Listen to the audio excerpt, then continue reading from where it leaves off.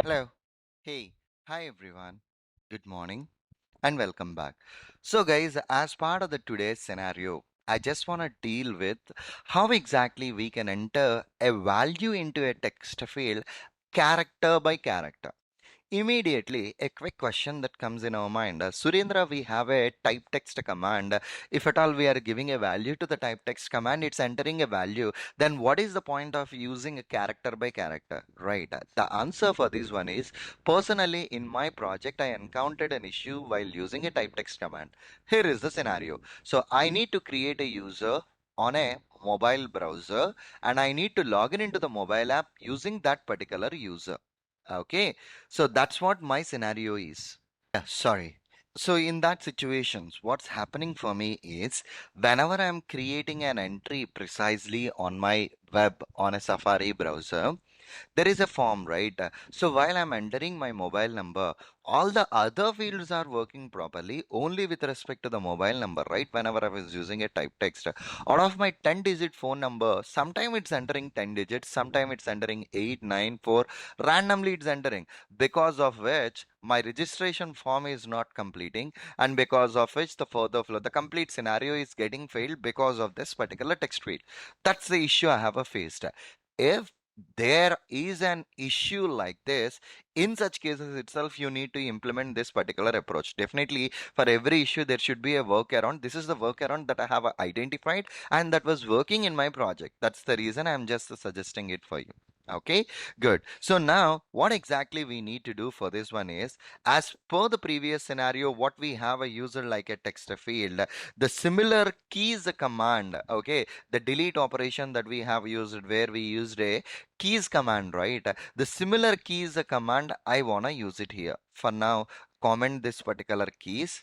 Let me debug this particular program once. So I don't wanna, okay, let me stop it. I don't wanna enter this particular value at all. Okay, so let me debug this particular program. Okay, so I want to launch an app. I want to click on a text field and I want to click on that particular desired text field on which I want to perform the operations. See, let us see this execution. And it performed a tap operation on the text field. That's the reason the keypad is being populated.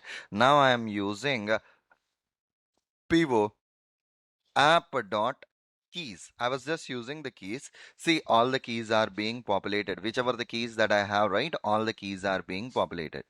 Now, what I'm using is my requirement is to enter the number and the numbers are not here. I need to press on a 1, 2, 3. For the 1, 2, 3, the identifier they have a given is the numbers. So I'm using this identifier and I'm performing a tap. So if you perform a tap on the mobile, the numbers got a clicked. So here, copy this particular command and update your program. After that, my keypad is updated to numbers, right? So PO app.keys, and I noticed that every number does has its unique label. Okay, so what I'm gonna do right now is PO app.keys of 9 dot tap. I'm asking it to tap 9, so it entered a 9, and let me type a 6. It's performing a 6-2. So perfectly all right. So let me copy this line and let me update it here. Okay, 9, 6, and right now let me fill it. So 961. I was just entering my mobile number. Okay, 8, 8, 1. Okay, 961,881. And here 7, 771. Okay, so I just entered my mobile number here and I'm deleting the debug point here. So my program was created. I've just created my program. So it's launching the app, it's navigating to the text field, it's entering the mobile number, and then it's waiting for a few seconds and then it's terminating. Let me run the program and check it out whether really it's entering the mobile number into the text field or not. So See, basically, the number it's being entering into the text field. So this is the way how exactly you can deal with. And people may ask me a question, Surendra, is this a suggested approach? See, basically, whenever you encountered an issue, definitely there should be a workaround for that. So this is a workaround. This is not suggested, but we need to overcome that issue. This is the way how exactly you can deal with it.